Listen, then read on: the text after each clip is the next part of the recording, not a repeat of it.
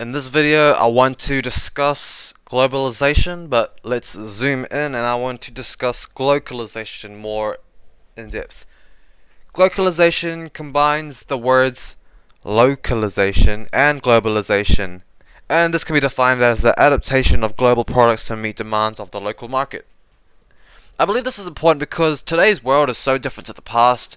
The increase in technology, the increase in technology, sorry, yeah, and the growth of the populations, the improvements to transport and infrastructure, all of this contributes to a more connected world, the development of the internet. People are more connected nowadays, and as a result, there are a lot of challenges and also a lot of opportunities that arise, and a lot of these things can be more dependent on how you view it. People can be pro globalization, as it can lead to like cheaper prices of products, a more wide variety of products, as for example like fruit, which is not always in season. You can import it from other places. There's also the opening of jobs for locals by TNCs, transnational corporations. However, there are also a lot of issues such as pollution from the planes that transport the goods or like the cargo ships. There's also the threat to local businesses when TNCs come in. They provide cheaper products because of economies of scale, for example, and they just cannot compete with them, so they force locals to shut down. That is another negative. And so, yeah, there's people like Donald Trump, for example, or Marine Le Pen, who are more pro-protectionist and less pro-globalization. But today I just want to look at glocalization more specifically, and we can look at this through the TNC's, Starbucks, and McDonald's. So, McDonald's is found in 119 countries and 36,000 locations and employs 1.9 million people. And an example of glocalization can be seen in New Zealand with the Kiwi burger, but also in India with the whole menu really.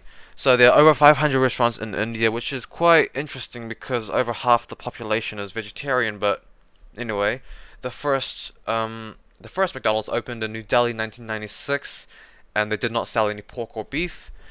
And also 70% of the menu was locally developed with strict rules about the separation of meat and veggie products. In 2014, the first McDonald's vegetarian restaurant opened near the Golden Temple in the Sikh holy city of Amritsar, northern India. So, obviously, this opens a lot of opportunities for McDonald's, such as diversifying their market, appealing to the Indian population, and thus generating more revenue, opening jobs for the locals. So, this can be seen as a very positive thing.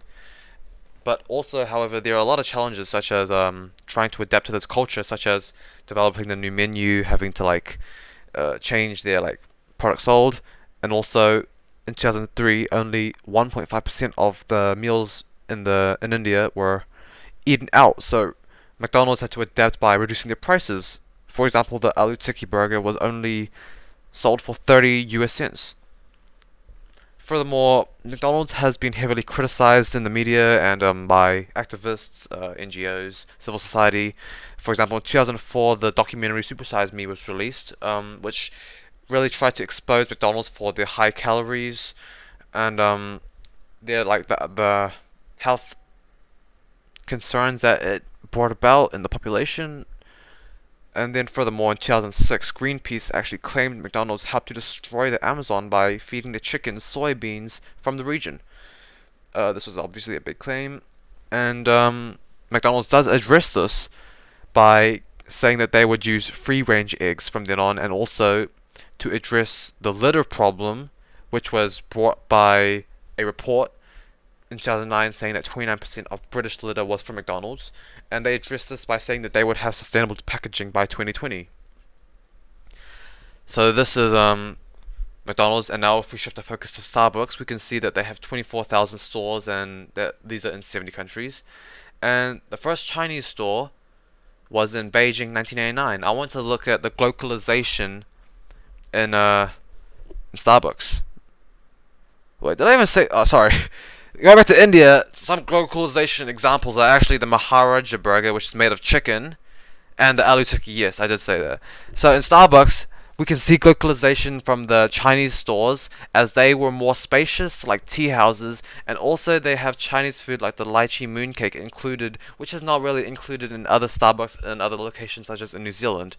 So in 2016, there were 2,000 stores in China and 30,000 employees, and yeah, so this again does diversify the market. However, also there's a lot of challenges. For example, in 2007, a Starbucks was forced to close in the Forbidden City because it was a UNESCO World Heritage Site and it is seen as a place that has to be protected. So a petition was signed by over 500,000 people, and eventually, yes, it did get shut down.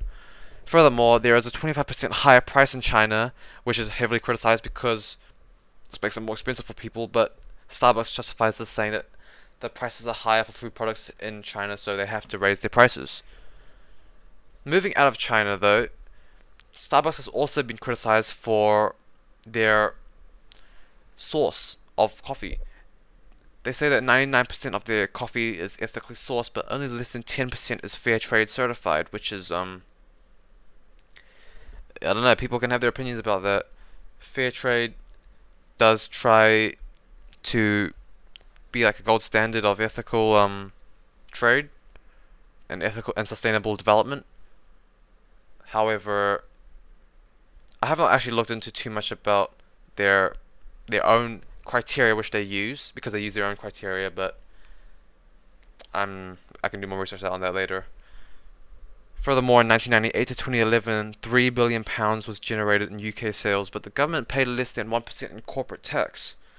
So again, there was a lot of controversy, and in 2012 there were British boycotts because independent coffee sellers had to pay much more in tax than Starbucks, despite making significantly less.